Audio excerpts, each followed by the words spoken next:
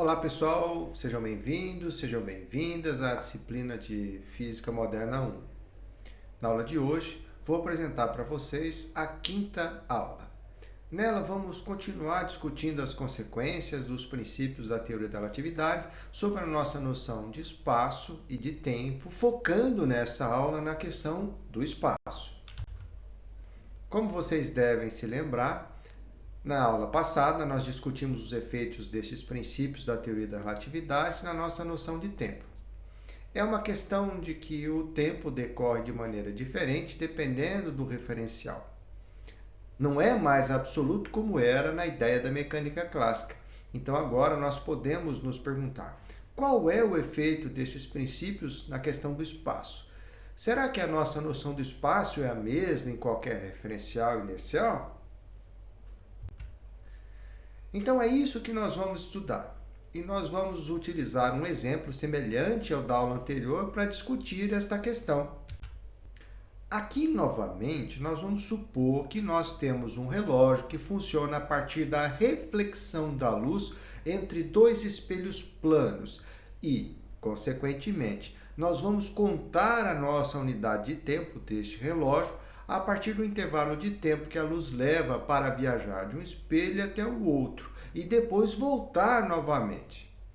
Este seria o famoso tic-tac do nosso relógio. Como vocês já devem estar reparando nessa animação, o nosso relógio é um pouco diferente em relação ao relógio que nós utilizamos na aula passada. Inclusive, em tela, neste momento, você pode comparar as duas situações. A animação da esquerda ilustra o caso explorado na aula passada, na qual os espelhos do referencial de João estão na horizontal, isto é, paralelos à direção do movimento do referencial de João. Já a animação da direita mostra a situação explorada na aula de hoje, na qual os espelhos foram posicionados na vertical, ou seja, perpendicularmente à direção da velocidade do referencial de João em relação ao referencial de Maria, representado aqui por este vetor V. Então, nós temos novamente o referencial de João, o referencial de Maria, e, além disso, o referencial de João se desloca da esquerda para a direita com uma velocidade v em relação ao referencial da Maria. E o relógio está em repouso no referencial de João. Consequentemente, o relógio se desloca da esquerda para a direita com uma velocidade v em relação ao referencial da Maria. Então, nós vamos utilizar os mesmos referenciais que nós tínhamos, só que agora a única diferença é que no nosso relógio, ao invés dos espelhos estarem na horizontal em relação à direção do movimento, eles estão na vertical em relação à velocidade do deslocamento do referencial do João em relação a Maria. Neste momento, nós vamos novamente fazer alguns cálculos bem parecidos com os que foram feitos na aula passada, porém agora considerando os espelhos na vertical. Vamos realizar esses cálculos da mesma maneira, no sentido de calcular essa unidade de tempo deste relógio, tanto na mecânica clássica como na teoria da relatividade. Primeiro, nós vamos calcular o tempo que a luz leva para sair do espelho da esquerda e chegar no espelho da direita. Aqui nós vamos utilizar o índice 1 para isso. Além disso, nós vamos utilizar o T maiúsculo para o caso da mecânica clássica e o T minúsculo para o caso da teoria da relatividade. E aqui o M representa que estamos fazendo isso para o referencial da Maria, lembrando que o relógio está em repouso no referencial de João. A segunda parte seria justamente calcular o tempo que a luz leva para ir do espelho da direita para o espelho da esquerda. Nós vamos utilizar o índice 2 para que possamos calcular esse intervalo de tempo. Muito bem. Para calcular o intervalo de tempo na perspectiva da Maria, nós vamos utilizar aquela velha expressão bastante conhecida na mecânica clássica. O intervalo de tempo vai ser a distância percorrida pela luz sobre a velocidade da luz. Primeiro, nós vamos começar com a mecânica clássica, onde todas as grandezas estão em maiúsculas, tá? Para o caso da distância percorrida pela luz, para ir do espelho da esquerda para o espelho da direita, qual será então essa distância? Então, essa distância vai ser a distância entre os espelhos, aqui representado pela letra L maiúsculo, mais a distância percorrida pelo espelho da direita, nesse intervalo de tempo que a luz leva para ir do espelho da esquerda para a direita. E essa distância percorrida pelo espelho vai ser nada mais, nada menos do que a velocidade do espelho em relação ao referencial de Maria, vezes o intervalo de tempo que demora para a luz chegar do espelho da esquerda para a direita. E a velocidade da luz? Na mecânica clássica, nós temos que utilizar as transformações de Galileu para velocidades. Então, a velocidade da luz que está sendo emitida no referencial do João vai ser a velocidade da luz vista no referencial do João, somada à velocidade do referencial do João quando vista no referencial da Maria. Então, C subíndice M, que é igual a C subíndice J mais V. Uma vez que o relógio está em repouso no referencial de João, a velocidade da luz no referencial de João é o C minúsculo, que corresponde ao nosso bom e velho 1 sobre raiz quadrada de μ0 ε0. Muito bem, agora nós substituímos isso naquela expressão anterior. O ΔS1 é o L maiúsculo mais V, que multiplica o ΔTm1. A velocidade da luz na perspectiva do referencial da Maria é o C mais V. Ao trabalhar essa expressão, você percebe que pode jogar o denominador do lado direito para o lado esquerdo, ficando com C mais V, que multiplica ΔM1, que é igual a L mais V, que multiplica ΔTm1.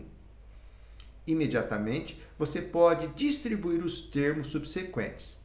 Ao fazer isso, você vai perceber que os termos do tipo V, que multiplica ΔM1, serão cancelados, sobrando o ΔM1, que é igual a L sobre C.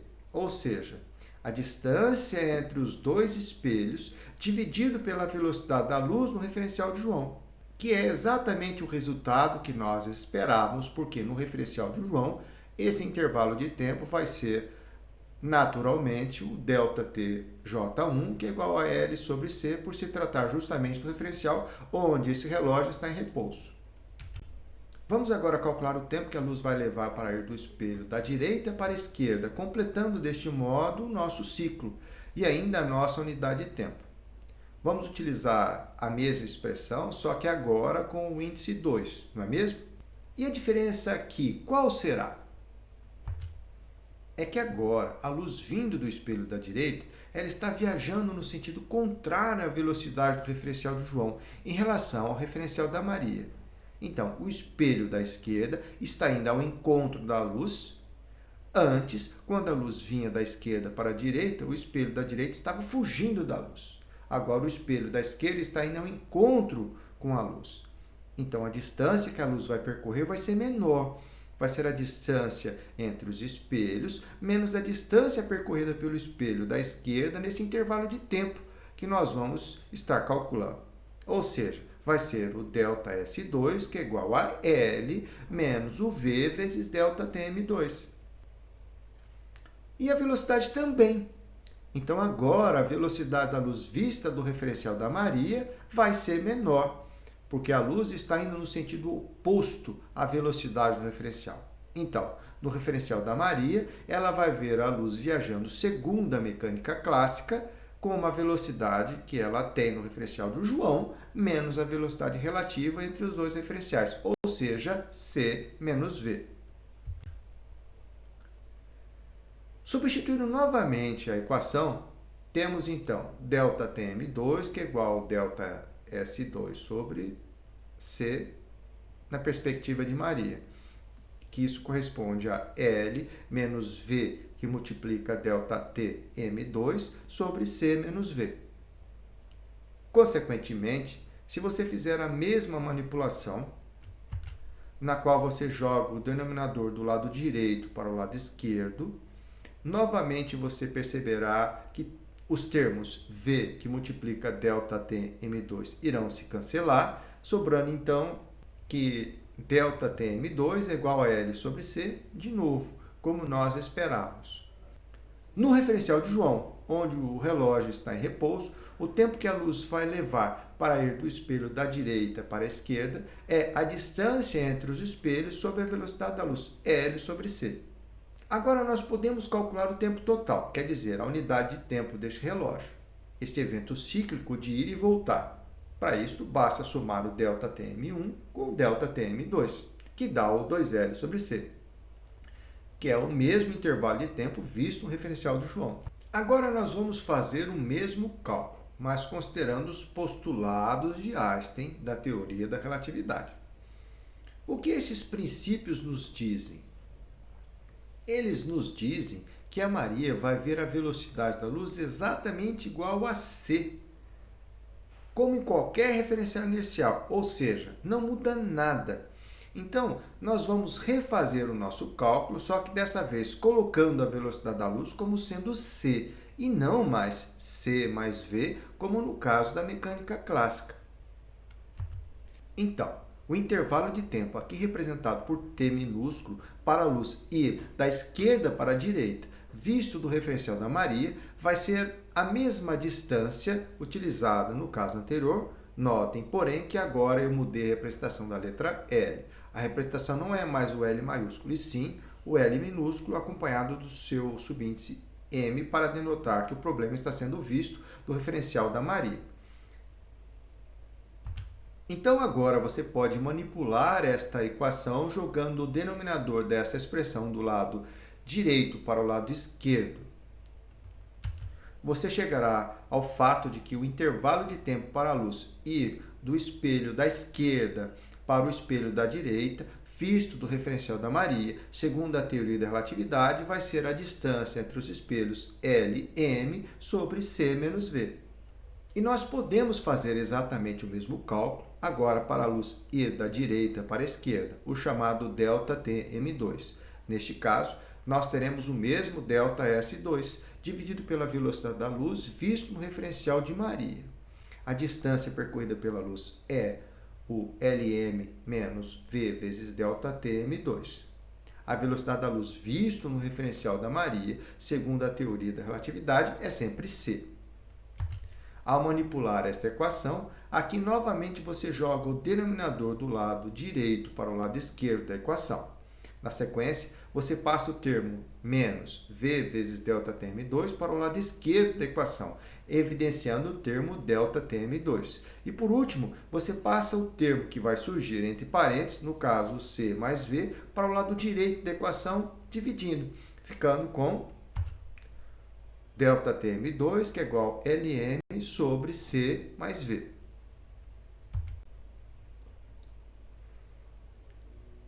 Agora, nós combinamos esses dois resultados para ter a unidade de tempo deste relógio, visto do referencial da Maria. Então, seria ΔTm1 mais ΔTm2, que por sua vez seria o Lm sobre C menos V, mais o Lm sobre C mais V. Você pode manipular a expressão. Inicialmente, você pode tirar o mínimo denominador comum, que seria o C menos V, que multiplica C mais V, que por sua vez é igual a C quadrado menos V quadrado. Faz a soma das frações, ficamos no numerador então com C mais V, que multiplica Lm, somado com C menos V, que multiplica Lm. No final, após fazer as multiplicações no numerador, você verá que os termos V, que multiplica Lm, se cancelam, ficando apenas com 2, que multiplica C vezes Lm, dividido por C quadrado menos V quadrado. Neste momento, você pode jogar este C, que está no numerador, para o denominador, ficando com 2, que multiplica Lm, dividido por C quadrado menos V quadrado, dividido por C. Depois disso, você pode colocar o C em evidência para representar melhor, ficando com 2 vezes Lm dividido por C, que multiplica 1 menos V quadrado, C quadrado. Agora, uma coisa muito interessante para nós notarmos é o seguinte. Nós vimos na aula anterior que esta unidade de tempo do relógio com os espelhos na horizontal é o 2L dividido por C, que multiplica a raiz quadrada de 1 menos V quadrado sobre C quadrado. Enquanto que na aula de hoje, com relógios simplesmente rotacionados de 90 graus, nós chegamos em um resultado um pouco diferente. Nesta outra expressão, que é 2Lm dividido por C, que multiplica 1 menos V quadrado sobre C quadrado. Turma, nós não podemos ter uma diferença de tempo que dependa da orientação do relógio. Isso quebraria completamente a ideia de isotropia do espaço. Diante disso, somos levados a assumir que essas duas unidades de tempo, visto com os relógios na horizontal e na vertical, têm que ser as mesmas. Deste modo, estas duas expressões têm que ser iguais. E aí, o que acontece? O que somos levados a concluir? Somos levados a concluir que o que na verdade muda é justamente a distância entre os espelhos que a Maria observa do seu referencial. Então, na hora que nós igualarmos essas duas expressões, no momento que nós impormos que a unidade de tempo seja igual, não importando a orientação dele, nós chegamos à conclusão que o LM, ou seja, a distância entre os dois espelhos na vertical, que a Maria observa do seu referencial, ela é, na verdade, diminuída. Aparece esse fator 1 dividido por raiz quadrada de 1 menos V quadrado sobre C quadrado. Lembrando ainda que na aula passada nós já definimos esse fator como sendo o fator gama. Então, a distância entre os dois espelhos, visto pela Maria, acaba sendo o L, ou seja, a distância entre os dois espelhos no referencial do João, que é o referencial próprio, dividido por gama. E como gama sempre é maior que 1, então você tem uma contração da distância, senhoras e senhores. Então, esta é a consequência da teoria da relatividade sobre o espaço. A Maria vê o espaço contraído no referencial de João. É importante nós mencionarmos que esse espaço, de modo semelhante ao caso do tempo, ele de fato está contraído no referencial de João, visto por Maria. Isso realmente acontece, não tratando-se, portanto, de um artifício matemático.